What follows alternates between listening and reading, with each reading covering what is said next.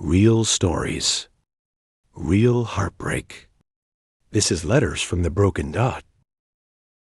She changed not all at once, but in little ways the late replies, the sudden girl's trips, the way she'd always lock her phone. The second I entered the room, at first I ignored it, told myself I was overthinking. I didn't want to be that guy, paranoid, insecure, but something inside me kept whispering asterisk. Something's not right, asterisk. That night, she had fallen asleep on the couch. Her phone buzzed, a message lit up the screen. I miss you, can't wait to hold you again. My stomach turned, I stared at it, hoping it was a misread, a prank. Anything but the name. I didn't recognize it, and the heart emoji next to it said everything. She stirred, but didn't wake. Her breathing stayed slow and steady. So I unlocked her phone. I know how that sounds, but I needed the truth. What I found wasn't just one message. It was a thread, hundreds of them. Flirty, intimate plans for the weekend. Jokes about me. She told him she loved him. They had a playlist, shared pet names. Inside jokes. They had a whole world where I didn't exist. I sat there frozen, my heart thudding like it was trying to escape. Every late night she came home tired. She had been with him every I love you, she whispered to me. She'd already said to him, and the worst part, she seemed so happy with me. With asterisk us asterisk. It made me question everything. I didn't wake her up.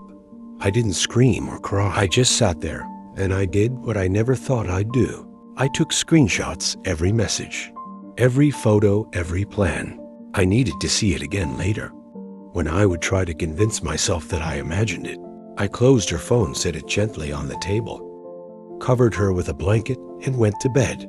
But I didn't sleep. My mind kept replaying her laughter, the kisses, the little "I'm so lucky to have you" messages. It all felt like a lie. The next morning, she woke up and made us breakfast like nothing happened. She smiled, kissed me.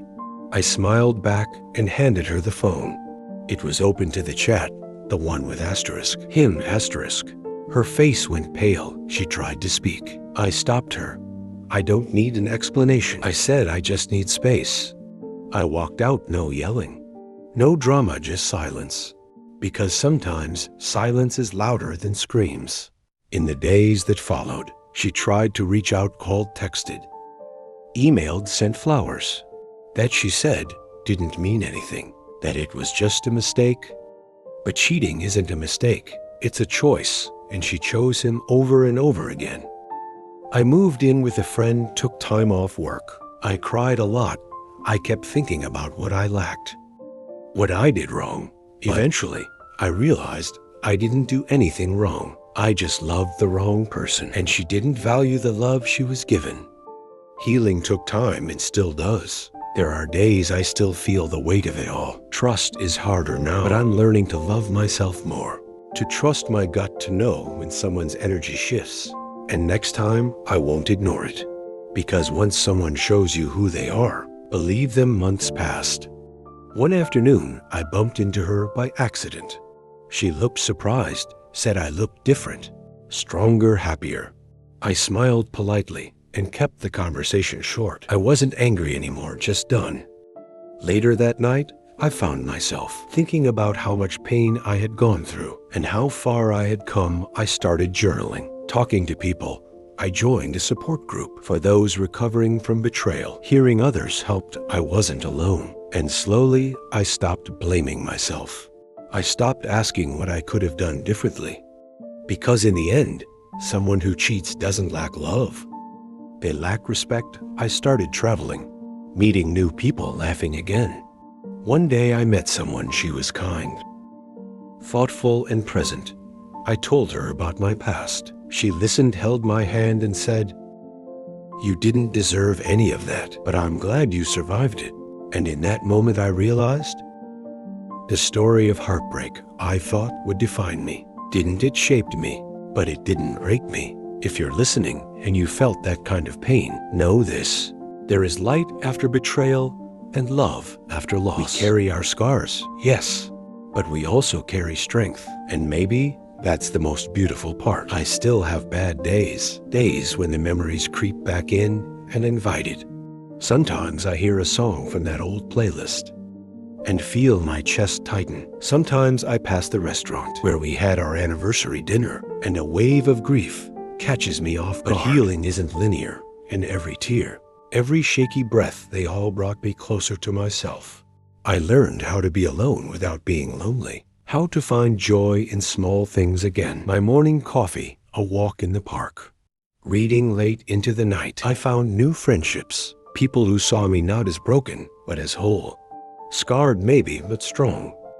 I picked up painting again, something I hadn't done in years. It started with abstract swirls, angry colors, then slowly calmer shades.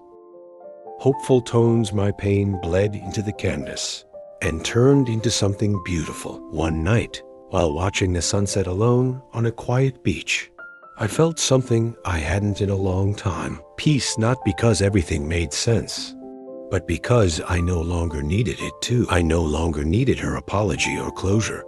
I had created my own. I forgave her, not for her, but for me. Because forgiveness isn't saying it was okay. Saying asterisk, I choose to move forward asterisk.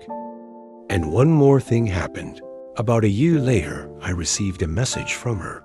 She said she still thinks about me, that she regrets everything, that she never felt as safe and loved as she did with me. I read it once, then deleted it. I didn't reply, because I was already living a new chapter with someone who doesn't make me question my worth, someone who shows up every day with love, honesty, and intention. We built a new playlist.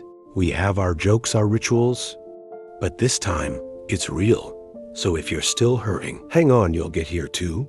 And when you do, you'll finally understand it never worked with anyone else, because now it's your turn to be chosen.